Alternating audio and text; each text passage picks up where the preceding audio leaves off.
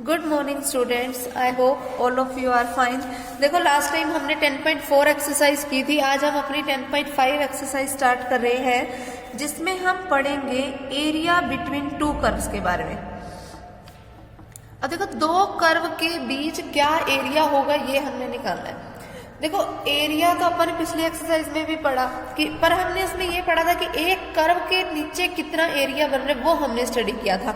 तो वो तो हमारे पास सिंपल था कि अगर ये कोई हमारे पास कर्व है तो यहाँ से लेके यहाँ तक का एरिया क्या होएगा। हमने ये वाला पॉइंट अगर कोई 0 है, ये वाला कोई पॉइंट कोई 2 है, तो हमने 0 से लेके 2 पे इंटीग्रेशन अप्लाई कर दिया था और इस कर्व की यहाँ पे इक्वेशन लिख दी थी, और हमने इंटीग्रेशन विद रिस्पेक्ट टू किसके कर दिया था, एक्स के। लेकिन अब क्या होगा कि अब ये होगा कि ये हमारे पास एक्स एक्सिस है, ये कोई वाई एक्सिस है, एक कर्व होगी कुछ ये और दूसरी कर्व कुछ ये होगी। अब इन दोनों कर्व के बीच का हमने ये एरिया निकालना है कि ये वाला इन दोनों कर्व के बीच का एरिया क्या होगा, ये हमने बताना है। कैसे बताएंगे वो सुनो ध्यान से। मान लो ये वाला कोई पॉइंट है 1, ये कोई पॉइंट है कोई 3, तो हमने ना जब ये वाला शेडेड पार्ट का एरिया निकालना करने का तरीका क्या होगा कि सबसे पहले ना हम निकालेंगे कि इस कर्व के नीचे क्या एरिया बना। देखो इस कर्व के नीचे तो ये सारा एरिया बना है ना, फिर हम उसमें से माइनस कर देंगे कि इस लाइन के नीचे पे ये क्या एरिया बना है। देखो अगर इस पूरे एरिया में से मैं इस एरिया को माइनस कर दूं तो ये हमारा शेडेड पार्ट वाला एरिया ही बच जाएगा ना। तो हम करेंगे क्या, एक तरीके से कहने का मतलब क्या होता है कि हम इंटीग्रेशन अप्लाई करेंगे 1 से लेके 3 तक, ठीक है। फिर हम लिखेंगे अपर कर्व, ठीक है, माइनस में इंटीग्रेशन 1 2 3, फिर हम क्या कर देंगे लोअर कर्व के नीचे का एरिया। तो जो वो आंसर बचेगा वो हमारे पास क्या हो जाएगा, required area of the shaded part. देखो अगर हमारे पास जो भी हम कर्व लेके चल रहे हैं वो हमने in the form of X ली है, तो हम लिमिट भी एक्स वाली लगाएंगे। अगर तुम इसका एरिया इस तरीके से निकालना चाहो, देखो कभी कभी समय ऐसा आ जाता है जैसे ये एक्स एक्सिस है, ये हमारे पास कोई वाई एक्सिस है। अब मान लो उसकी पहली कर्व ये बन गई, दूसरी कर्व कुछ ये बन रही है, ठीक है। अब वो पूछ रहा है कि क्या एरिया बनेगा, तो उसका एरिया हम इस तरीके से वाई वाले के अकॉर्डिंग बनाएंगे। अगर वाई वाले के अकॉर्डिंग बन रहा है ये 1 कोई 2, तो हम करेंगे कि अपर माइनस लोअर, ठीक है। तो ये हमारे लिए अपर कर्व का काम करेगी, ये हमारे लोअर कर्व का काम करेगी, ये हमारा शेडेड पार्ट है, तो हम इसी अकॉर्डिंग इसका क्या निकालेंगे, एरिया निकालेंगे, ठीक। बस ये ध्यान रखना कि जब हमारे पास हम एक्स एक्सिस को एज ए बेस लेके चल रहे हैं तो हम लिमिट भी एक्स वाली लगा रहे हैं। जब हमारे पास Y axis as a base होगा तो हम जो हमारे पास लिमिट होगी वो भी वाई लगाएंगे, और जो हमारे पास इक्वेशन होगी वो भी हम एक्स की वैल्यू पुट करेंगे इन द फॉर्म ऑफ, यहाँ पर वाई, यहाँ पर हम पुट करेंगे वाई की value in the form of x, और यहाँ हम पुट करेंगे एक्स की value in the form of y, ठीक है। और तब हम इसका एरिया फाइंड आउट करेंगे। फिर देखो अब इसकी एक्सरसाइज के सम करने कैसे हैं इसको। Find the area of the region bounded by the parabola y square is equals to 4x। कि मुझे एरिया निकालना है किसके बीच में, y square is equals to 4x, और एक लाइन है कौन सी, y is equals to 2x। जब भी अपने पास कोई दो कर्व्स या कोई भी दो ऐसे इक्वेशंस हमें दे रखी हो और हमें उनके बीच का एरिया निकालना हो, तो सबसे पहले ना इनका कॉमन पॉइंट ऑफ इंटरसेक्शन निकाल लो, ठीक है। वो कॉमन पॉइंट ऑफ इंटरसेक्शन निकाल लोगे कैसे, जैसे अब y की वैल्यू 2x है, मैंने यहाँ पे पुट कर दी, तो ये क्या हो गया, 2x का square is equals to 4x, मतलब 4x square is equals to 4x, है ना। तो 4x स्क्वायर माइनस 4x किसके इक्वल आ गया, 0 के। तो 4x कॉमन अंदर क्या बच गया, x minus 1 is equals to 0, ठीक। अब या तो 4x 0 के इक्वल होगा या x माइनस 1 0 के इक्वल होगा, यही बनेगा ना। जब 4x 0 के इक्वल है इसका मतलब x की वैल्यू क्या है, 0, और जब x माइनस 1 0 के इक्वल है तो x की वैल्यू क्या है, 1। तो x इक्वल टू 0 और एट x इक्वल टू 1 ये दोनों क्या है, पॉइंट ऑफ इंटरसेक्शन का काम करेंगे। मतलब x की वैल्यू 0 और x की वैल्यू 1 ऐसी फॉर्म है जो इन दोनों इक्वेशंस को क्या करेगी, सेटिस्फाई करेगी, ठीक है। समझ आई बात। फिर अगर इन्हीं के लिए आप y की वैल्यू निकालना चाहें तो वो कैसे निकलेगी, वो देखो। ये हमारे पास निकालने का ना रीजन ये होता है ताकि ना हमें ना ये पता रहे कि हमने किस फॉर्म से मतलब किस तरीके से हमने उस कर्व को ड्रॉ करना है। सबसे पहले यहाँ लिखो x, फिर लिखो y is equals to 2x वाली इक्वेशन, और यहाँ आएगी y square is equals to 4x। तीन तरीके की यहाँ पे टेबल बनेगी। कैसे बनेगी? सबसे पहले देखो 0 से बन जा रही है तो 0 पे शुरू कर दो। जब x की वैल्यू 0 है, यहाँ पे 0 पुट करोगे, 2 इंटू 0 0 आ गया। फिर यहाँ पे x की जगह पे 0 पुट करोगे, 4 इंटू 0 0। अगर y स्क्वायर 0 के इक्वल है तो y की वैल्यू 0। फिर अप टू हमें कहाँ तक जानी है? 1 तक ना, तो बीच में सिर्फ एक पॉइंट ही चाहे ले लो, कोई दिक्कत नहीं है। मान लो बीच का हमने पॉइंट ले लिया 1/2। 1/2 हमने लिया, तो जब यहाँ पे x की जगह पे 1/2 पुट करोगे तो y की वैल्यू क्या आ जाएगी? 1। ठीक है। जब यहाँ पे हम x की जगह पे 1/2 पुट करेंगे तो यहाँ पे क्या बचेगा? y की वैल्यू ±√2 हो गया। फिर जब हम x की वैल्यू 1 पुट करेंगे, यहाँ पे x की जगह 1 पुट किया तो y की वैल्यू 2, जब यहाँ पे x की जगह पे 1 पुट किया तो y की वैल्यू ±2 हो गया। अब इन पॉइंट्स को हम किस पे शो करेंगे? ग्राफ पे। कैसे करोगे वो देखो कि सबसे पहले देखो y की वैल्यू प्लस और माइनस दोनों फॉर्म्स में जा रही है, तो हम उसको अलग रखेंगे अपना। ठीक, यहाँ ये हमारे पास आ गया x, ये y, ये y डैश। x की वैल्यू 0 से 1 तक जा रही है तो ये 0, ये 1/2 और ये 1 पॉइंट ले लिया हमने। फिर y की वैल्यू या तो 0 है या अप टू मैक्सिमम कहाँ तक जा रही है? 2 तक। मान लो ये पॉइंट 1 है, ये पॉइंट है 2, मान लो ये पॉइंट है -1 और ये पॉइंट है -2। जब x की वैल्यू 0 है तो y की वैल्यू भी 0, दोनों इक्वेशंस के लिए सेम है, तो ये तो यही वाला पॉइंट हो गया। फिर जब x की वैल्यू 1/2 है तो y की वैल्यू क्या है? 1। x की वैल्यू 1/2 है तो y की वैल्यू क्या है? 1। फिर जब x की वैल्यू अपने पास 1 है तो y की वैल्यू क्या है? 2। ये हो गया, यानी कि y is equal to 2x वाली की लाइन की ये फॉर्म बन गई। ये कौन सी वाली लाइन है? y is equal to 2x। ठीक है। फिर y square is equal to 4x के लिए बनाओ। जब x की वैल्यू 0 है तो y की वैल्यू 0, ये हो गया। जब x की वैल्यू 1/2 है तो y की वैल्यू ±√2। √2 का मतलब हमने को पता ही है 1.414 है ना, तो 1.414 जो होगी वो थोड़ा सा यहाँ पे ऊपर करके बन जाएगी, तो 1/2 के ऊपर इसका मतलब मुझे वैल्यू क्या मिलेगी? प्लस का 1.414 या फिर माइनस का 1.414, ये बन गया।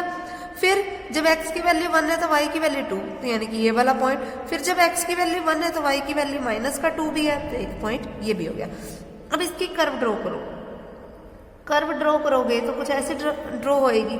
वैसे भी हमें पता ही है कि y square is equals to जो 4x है वो कैसा वाला पैराबोला है? राइट पैराबोला है। तो ये हमारे पास देख लो, चाहे राइट पैराबोला ही बना है ना।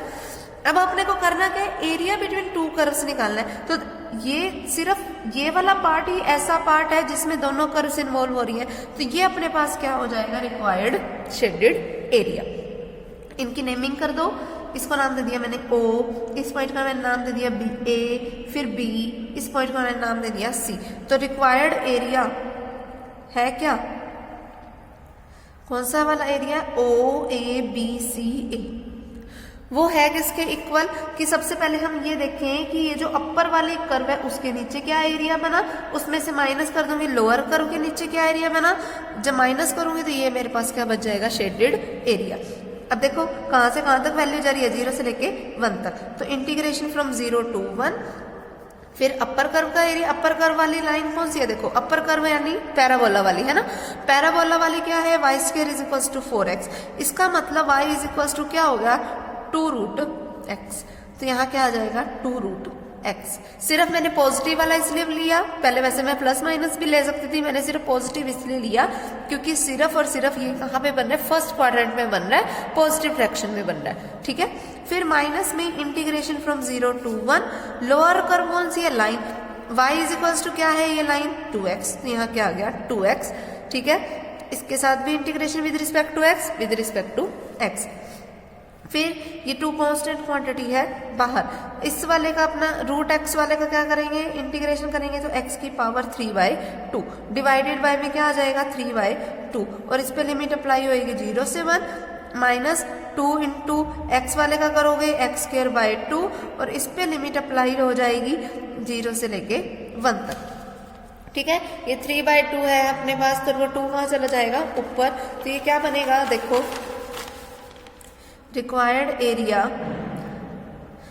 इज इक्वल्स टू, ऊपर क्या बन गया 2 × 2 करके 4, डिवाइड बाय में वो 3 पड़ा है वो एज इट इज, फिर x की पावर 3/2 पे लिमिट अप्लाई होनी है 0 से 1, माइनस में यहाँ पर सिर्फ क्या बचा हुआ है x², क्योंकि 2 से तो 2 कैंसिल ही हो गया था, और इस पे लिमिट अप्लाई होनी है 0 से लेके 1 तक। फिर 4/3 को मैंने रखा एज इट इज।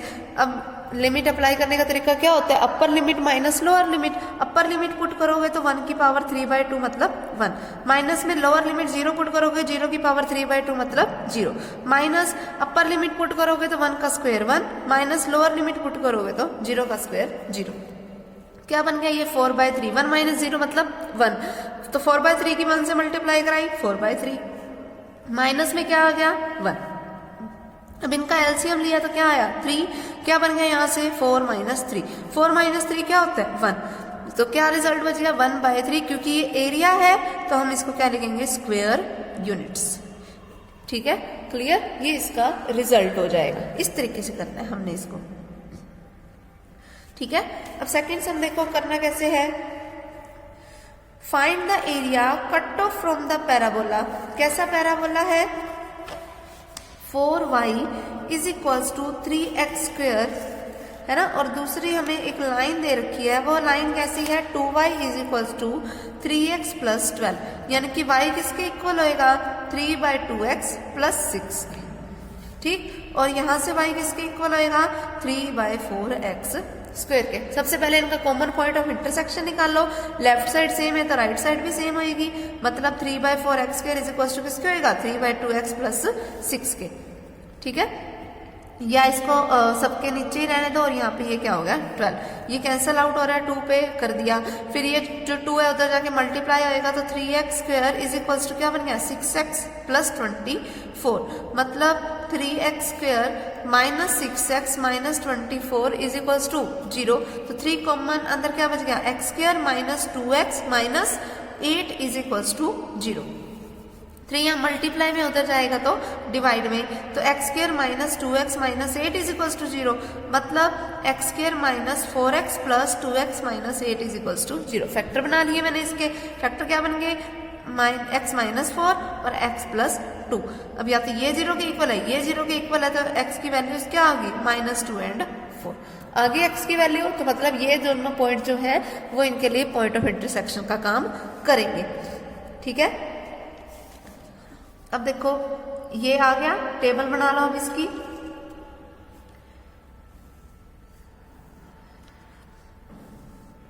यहां लिखो x, सबसे पहले y is equal to 3/4x² के लिए बनाओ, फिर y is equal to 3/2x + 6 के लिए बनाओ। ठीक है, दोनों के लिए बनाएंगे। सबसे पहले यहाँ -2, बीच में कोई मर्जी वैल्यू पुट कर लेना, ठीक है, कोई 2 वैल्यूज मैंने मान लो पुट कर लूंगी, और यहाँ पे 4, तो जब x की वैल्यू -2 है तो इस कर में पुट करूंगी, -2 का स्क्वायर क्या हो जाएगा 4, 4 से 4 कैंसिल, तो y की वैल्यू 3।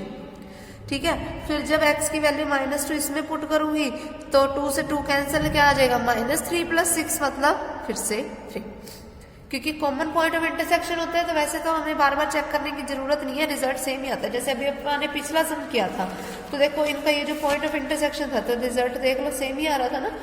ठीक है, अब इस वाले में देखो मान लो यहाँ पे मैंने वैल्यू पुट कर दी कुछ भी 0 2, ठीक है, 0 पुट किया तो जब x की वैल्यू 0 है तो y की वैल्यू भी 0, जब x की वैल्यू 0 यहाँ पे पुट की तो y की वैल्यू 6, जब x की वैल्यू 2 पुट की तो 2 का स्क्वायर 4, 4 से 4 कैंसिल, तो y की वैल्यू 3, जब x की वैल्यू 2 यहाँ पे पुट की तो y की वैल्यू 9, फिर जब x की वैल्यू 4 पुट की तो y की वैल्यू 12, जब यहाँ पे x की वैल्यू 4 पुट की तो अपने पास y की वैल्यू क्या बन गई फिर से 12 हो गया।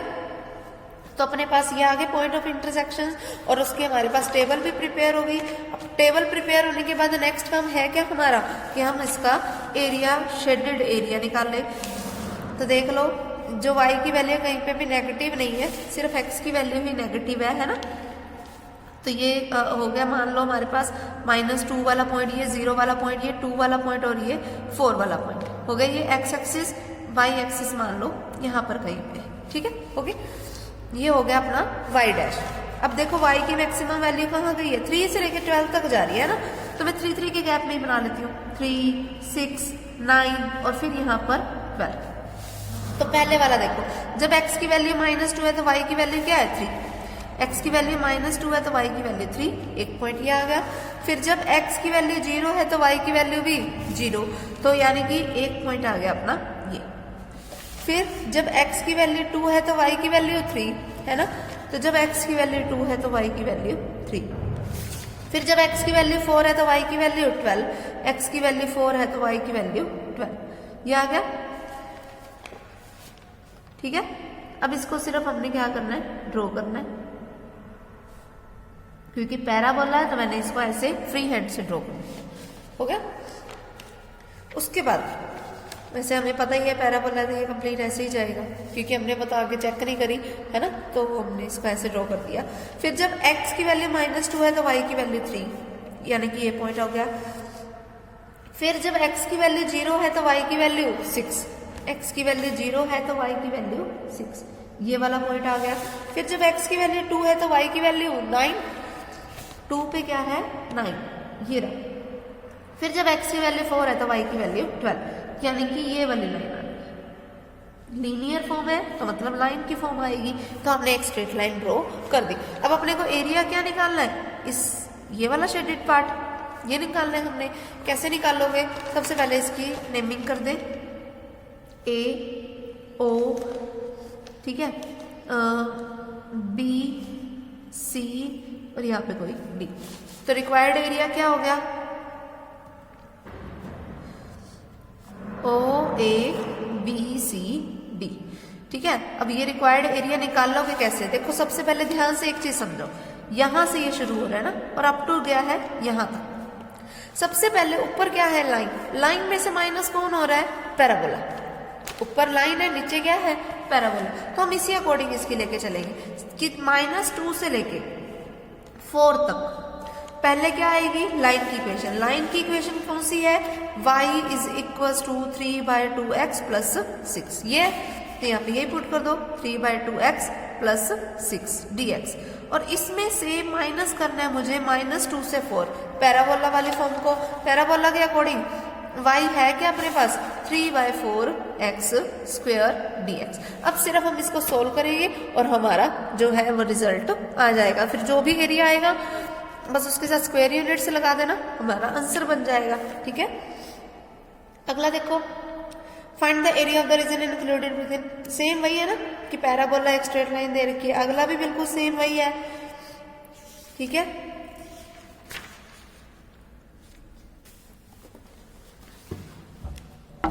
अगला देखो उससे, fourth some, using integration find the area of the region bounded by the curve. Area निकालना है मुझे, कौन सी कर्व, y। देखो अब नेक्स्ट सम क्या है हमारे पास, y इज इक्वल टू है x square plus 2, y is equal to x equal to 0 and x equal to 3। अब देखो x इक्वल टू 0 और एट x इक्वल टू 3 हमें पहले ही अब की बार स्टेटमेंट में दे दिया, मतलब ये हमें लिमिट वाले पॉइंट्स दे रखे हैं। ठीक है, तो अब हमें इनका कोई पॉइंट ऑफ इंटरसेक्शन निकालने की जरूरत नहीं है। देखो y इज इक्वल टू क्या है, x स्क्वायर प्लस 2, मतलब x की वैल्यू तुम कुछ मर्जी पुट करो, उसका स्क्वायर होएगा और उसमें कुछ ऐड होएगा, तो मतलब ये अपर कर्व जाएगी ना, क्योंकि बड़ा रिजल्ट तो यही देगा। और यहाँ से हमें y is equal to x से हमेशा क्या मिलेगा, छोटा रिजल्ट। तो ये हमारे लिए अपर कर्व का काम करेगा और ये हमारे लिए लोअर कर्व का काम करेगा। ठीक है, तो अब हमें इसके लिए कोई टेबल प्रिपेयर करने की जरूरत नहीं है, सीधा एरिया कैसे निकलेगा, इंटीग्रेशन फ्रॉम 0 to 3। ठीक है, y इज इक्वल टू क्या है, x square plus 2 dx minus integration from 0 to 3 x dx। Simply इसका इंटीग्रेशन करो, x cube by 3 plus 2x, इस पे लिमिट अप्लाई करनी है 0 से 3 माइनस x स्क्वायर बाय 2 और इस पे भी लिमिट अप्लाई करनी है 0 से 3।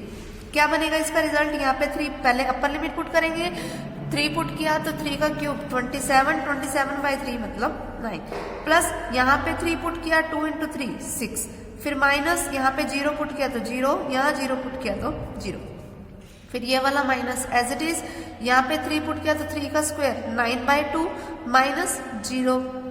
ठीक है, फिर 9 एंड 6 क्या हो गए 15, माइनस में क्या बच गया 9/2। अब इसका एलसीएम लो, एलसीएम क्या आ गया 30 माइनस 9, 30 माइनस 9 मतलब 21/2 जो है वो इसका क्या आ गया रिजल्ट। ठीक है, क्लियर, ये सीधा इसका आंसर आ जाएगा।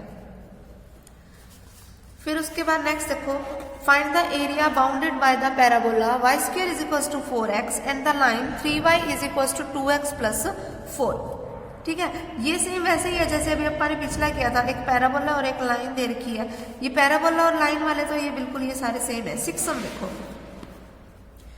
Find the area of the region bounded by the 2 parabola, कि जब हमारे पास 2 पैराबोला आ जाए तब हमने क्या करना है। देखो एक पैराबोला तो दे रखा है y is equal to x², दूसरा क्या दे रखा है x is equal to y²।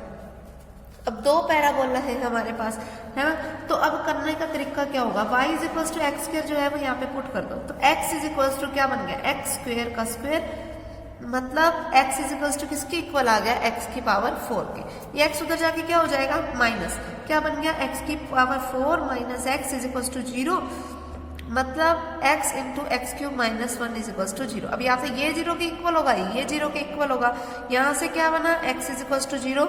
जब इसको 0 के इक्वल रखूंगी तो x³ की वैल्यू क्या बन गई 1, मतलब x की वैल्यू 1। ठीक है, तो ये हमारे पास इसके कॉमन पॉइंट ऑफ इंटरसेक्शन आ गए। अब देखो इसके बीच के जो हमें वो निकालने हैं, तो उसमें कोई ज्यादा टेबल बनाने की हमें कोई जरूरत नहीं है, सीधा भी बना सकते हो, क्योंकि हमें पैराबोला की जनरल फॉर्म पता है कि ग्राफ पे हम उसको ड्रॉ कैसे करते हैं। ये x एक्सिस है, ये y एक्सिस और ये x डैश, और ये क्या होगी हमारे पास y डैश। देखो सबसे पहले हमें जो पैराबोला दे रखा है वो कैसा है x² is equal to y, यानी कि कैसा पैराबोला हो गया अपर पैराबोला, तो हमने इसको यूं ड्रॉ कर दिया। फिर y² is equal to x मतलब राइट पैराबोला, तो हमने इसको सिंपली इस तरीके से ड्रॉ कर दिया। अब देखो कॉमन पॉइंट ऑफ इंटरसेक्शन क्या थे 0 और 1, तो ये वाला पॉइंट क्या हो गया 0 और ये वाला पॉइंट क्या हो गया 1। ठीक है, ये हमारे पास 0 और 1 वाले पॉइंट हो गया। अब देखो दोनों पैराबोला के बीच में जो कॉमन एरिया आया वो तो ये वाला आया। अब इस एरिया को निकालोगे कैसे, कि जब अपा क्या करें कि इस अपर वाले कर्व में से माइनस कर देंगे हम इस लोअर वाले कर्व को। अपर वाले कर्व को ध्यान से देखो तो ये तो राइट पैराबोला की कर्व है, लोअर वाले कर्व क्या है अपर पैराबोला की कर्व है ना। तो हम इस पे कैसे लिमिट अप्लाई करेंगे, इंटीग्रेशन फ्रॉम 0 to 1। अब देखो राइट पैराबोला की जो इक्वेशन होती है वो क्या है x is equals to y², यानी कि y की वैल्यू क्या है √x dx। फिर minus integration from 0 to 1, minus में क्या करना है मुझे लोअर पैराबोला वाली कर्व, ये लोअर वाली कर्व, लोअर वाली यानी कि अपर पैराबोला, अपर जो पैराबोला बन रहा है वो वाली क्या है हमारे पास y is equals to x² dx। अब सिर्फ हमने इसको सोल्व करना है और हमारा जो है वो कंप्लीट रिजल्ट आ जाएगा। ठीक है, उसके बाद अगला देखो 7, ये भी हमारे पास क्या दे रखा है कि 2 पैराबोला दे रखे हैं। पैराबोला कैसा है y² is equal to 6x, दूसरा क्या है हमारे पास x² is equal to 6y।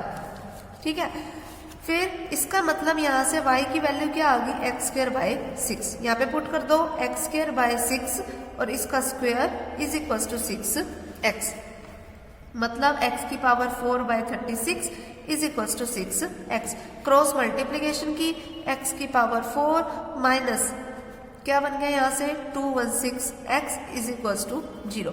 फिर x common x³ minus 216 is equal to 0। अब या तो ये x 0 के इक्वल होगा या x³ माइनस 216 0 के इक्वल होएगा। यहाँ से x की वैल्यू 0, यहाँ से x की वैल्यू क्या आ गई 6। तो ये हमारे पास क्या आ गए कॉमन पॉइंट ऑफ इंटरसेक्शंस। ठीक है, फिर बाद में हमें इसकी टेबल बनाने की कोई जरूरत नहीं है, बिल्कुल सेम वैसे ही बनेगा कि ये हमारे पास x एक्सिस होगी, ये y एक्सिस है, ये x डैश है, ये y डैश है। सबसे पहले y² is equal to 6x है, मीन्स राइट पैराबोला है। ठीक है, फिर x² is equal to 6y है, यानी कि अपर पैराबोला है। फिर ये और ये दोनों पॉइंट्स क्या हो गए, इनके कॉमन पॉइंट ऑफ इंटरसेक्शन है, क्योंकि ये दोनों कॉमन पॉइंट ऑफ इंटरसेक्शन है और वो पॉइंट ऑफ इंटरसेक्शन हम निकाल चुके हैं, एक तो है 0 और एक क्या है 6, है ना। तो यानी कि ये वाला पॉइंट क्या हो गया 6। फिर अब मुझे इन दोनों पैराबोला के बीच का एरिया निकालना है, यानी कि ये वाला एरिया निकालना है।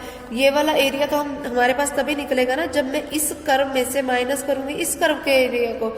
अब ये वाली कर्व कौन सी है, राइट पैराबोला की, और ये वाली कर्व कौन सी है, अपर पैराबोला की। यानी कि राइट में से मुझे अपर पैराबोला को क्या करना है, माइनस। तो integration from 0 to 6, right parabola कौन सा है, Y square is equal to 6x, यानी कि y की वैल्यू √6x dx में से माइनस किसको करना है, अपर वाले पैराबोला को। तो यहां से y की वैल्यू क्या आ गई, x² by 6 dx। अब सिर्फ हमने इसको सोल्व करना है और हमारा रिजल्ट आ जाएगा। ठीक है,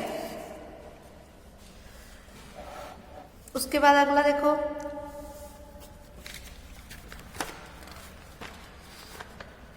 draw a rough sketch of y square is equal to x plus 1 and y square is equal to minus का x प्लस 1। ठीक है, and determine the area enclosed by the two curves. और इन दोनों curves के बीच में जो area बनेगा वो हमें निकालना है। सबसे पहले देखो, पहली जो इक्वेशन दे रखी है वो क्या है, Y square is equal to X plus 1 and second दे रखी है Y square is equal to minus का एक्स प्लस 1। देखो अगर इन दोनों इक्वेशंस की देखो तो लेफ्ट साइड सेम है तो राइट साइड भी सेम आएगी, मतलब x प्लस 1 किसके इक्वल आएगा, माइनस एक्स प्लस 1 के। ये x जो है उधर जाके क्या हो जाएगा, प्लस का, तो x प्लस एक्स 2x, 1 से 1 कैंसिल इज इक्वल टू 0, यानी कि x की वैल्यू तो यहाँ से आ गई 0। अब क्योंकि यहाँ से हमें सिर्फ और सिर्फ एक ही पॉइंट ऑफ इंटरसेक्शन मिला है तो हमें दूसरा पॉइंट ऑफ इंटरसेक्शन निकालना पड़ेगा। दूसरा पॉइंट ऑफ इंटरसेक्शन हमारे पास निकलने का नहीं, हम ना सिर्फ इसकी टेबल प्रिपेयर करेंगे कि ये दोनों कर्व्स कहीं पर तो जाके मिलेंगी। कैसे प्रिपेयर करोगे वो देखो, कि सबसे पहले इसकी 0 से वैल्यू रखनी शुरू कर दो कि x की वैल्यू 0 पे, 1 पे, 2 पे, 3 पे। ठीक है, फिर वो जहां पे जाके मिलेगी वही उसके लिए आगे, वहीं से हम उसके नीचे का क्या निकाल लेंगे, एरिया निकाल लेंगे। कैसे करोगे वो देखो, सबसे पहले यहाँ से y की वैल्यू क्या है, √x प्लस 1, और यहाँ से y की वैल्यू क्या है, √ माइनस का x प्लस 1। सबसे पहले x की वैल्यू 0 रखी तो y की वैल्यू प्लस माइनस 1, फिर जब x की वैल्यू 0 रखी तो y की वैल्यू प्लस माइनस 1, फिर जब x की वैल्यू 1 रखी तो यहाँ से क्या बन गया, √2, और यहाँ से क्या बन गया, 0। फिर जब x की वैल्यू 2 रखी, जब देखो 2 रखोगे तो हमारे पास यहाँ से तो रिजल्ट आ जाएगा, लेकिन जब यहाँ पे 2 रखोगे तो -2 + 1 क्या बन गया, माइनस का 1। रूट के अंदर तो कभी नेगेटिव आ ही नहीं सकता, तो यानी कि 2 और 3 इसके लिए पॉसिबल ही नहीं है। तो हम 2 और 3 पे इसकी कोई वैल्यू भी चेक नहीं करेंगे। ठीक है, फिर हम इसका मतलब इसकी वैल्यू किस पे चेक करेंगे, नेगेटिव वाले किसी पे। 0 से अब देखो 1 तक तो जा सकते थे, अब मैक्सिमम तो चलेंगे। अब -1 पे इसकी वैल्यू चेक करके देखो, -1 पे चेक की तो -1 + 1 यहाँ से क्या बन गया मुझे, 0। फिर -1 यहाँ पे पुट किया तो -1 + 1 क्या बन गया, 2। फिर -2 पुट करके देखो, यहाँ पे माइनस अगर मैं 2 पुट करके देखूं तो मेरे पास जो रिजल्ट है वो क्या आएगा, रूट के अंदर नेगेटिव बन जाएगा, फिर से वो वैल्यू पॉसिबल नहीं है। इसका मतलब इसकी वैल्यू जो है वो सिर्फ और सिर्फ -1, 0 और 1 पे ही पॉसिबल है, और किसी पे भी वो वैल्यू जो है वो पॉसिबल नहीं है। तो हमारे पास जो कर्व बनेगी, जो लिमिट वाले पॉइंट होंगे वो क्या होंगे, -1 से लेके +1 तक के। ठीक है, और फिर हम उसी अकॉर्डिंग अपर जो भी कर्व होएगी इसको पहले बना लेंगे, इसका की रफ स्केच क्या बनेगा, फिर upper curve minus lower curve कर देंगे। ठीक है, क्लियर। आज के लिए बस इतना ही, बाकी के जो सम है वो हम अपने नेक्स्ट टाइम करेंगे। इसके 9 तक सम तुम ट्राई करना, ठीक है, एक सम और ट्राई करना।